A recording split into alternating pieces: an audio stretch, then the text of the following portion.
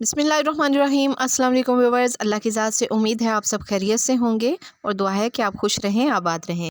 शकरकंदी का मौसम है तो इसे हमने कई तरह से ट्राई किया है। आज इसके पकौड़े ट्राई करते हैं, तो रेसिपी स्टार्ट करते हैं। इसमें हम सब कुछ जानेंगे कि शकरकंदी के पकौड़े कैसे बनाते हैं और इसे चाइनीज़ टच कैसे देते हैं। तो रेसिपी स्टार्ट करते हैं। बिस्मिल्लाहिर्रहमानिर्रहीम। शकरकंदी पे काफ़ी मिट्टी लगी होती है। सबसे पहले हम इसे अच्छी तरह वॉश कर लेंगे। जितनी हमें पकौड़ों में शामिल करनी है उसको अच्छी तरह हम धो लेंगे। धोने के बाद हम इसे कद्दूकश करेंगे। अगर आप चाहें तो आप चॉपर में इसे चॉप भी कर सकते हैं।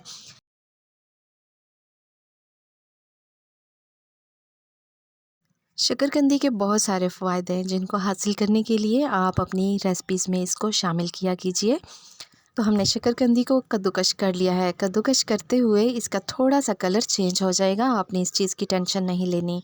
जितनी शकरकंदी है इतनी ही हमने इसमें गाजर कद्दूकश करके ऐड कर देनी है, और जितनी गाजर है इससे हाफ़ हमने बंद गोभी कद्दूकश करके वो भी ऐड कर दी है, और हरी मिर्च जितनी आपको तीखा पसंद हो उतनी ऐड कर दें, और काफ़ी सारा धनिया ऐड कर दें। अगर आपके पास पालक हो तो उसको भी बारीक कट करके ऐड कर दें। इसमें हम एक अंडा शामिल करेंगे और अपने टेस्ट के अकॉर्डिंग नमक ऐड कर देंगे। दड़ा मिर्च ऐड कर देंगे जितनी आपको पसंद हो। हाफ़ टी स्पून हल्दी ऐड कर देंगे। 1 टीस्पून खुश्क धनिया ऐड कर देंगे। अगर आपके पास साबुत हो तो उसे हाथ से मसल के ऐड कर दें, उसका जायका ज़्यादा अच्छा आता है। हाफ़ टी स्पून ज़ीरा हाथ से मसल के ऐड कर देंगे। हाफ़ टी स्पून से भी कम हम लहसुन का पाउडर ऐड कर देंगे। हाफ़ टी स्पून गरम मसाला ऐड कर देंगे और हाफ़ टी स्पून आमचूर का पाउडर ऐड कर देंगे। ये ऑरिगेनो है, हाफ़ टी स्पून। अगर आपके पास है तो आप इसमें शामिल कर लीजिए, नहीं तो आप स्किप कर सकते हैं। इससे खुशबू बहुत अच्छी आती है। सफ़ेद सिरका हम इसमें 1 चम्मच ऐड कर देंगे और सोया सॉस हम 1 से 1.5 चम्मच ऐड कर देंगे। हाफ़ टी स्पून अदरक का पाउडर ऐड कर देंगे और हाफ़ टी स्पून से भी कम चाइना सॉल्ट ऐड कर देंगे। और ये है चिकन पाउडर, अगर आपके पास मौजूद है तो आप ऐड कर लीजिए, नहीं तो आप स्किप कर सकते हैं।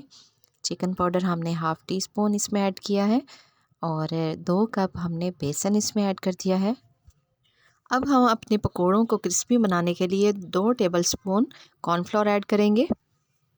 अब हम इसे अच्छी तरह मिक्स कर लेंगे। अगर आपको ज़रूरत महसूस हो तो 2 चम्मच पानी ऐड कर लें, वरना सब्जियों का पानी काफ़ी है इसको मिक्स करने के लिए। हाथ से या चम्मच से आप इसे अच्छी तरह मिक्स कर लें।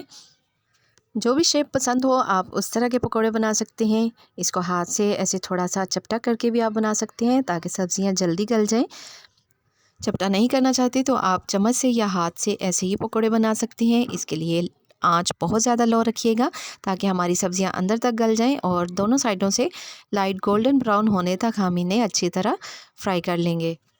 इस ठंडे ठंडे मौसम में इस मज़ेदार सी रेसिपी को ज़रूर ट्राई कीजिएगा। अगर आपको अच्छे लगे तो वीडियो को लाइक कर दीजिए, चैनल को सब्सक्राइब करके मुझे सपोर्ट ज़रूर कीजिए।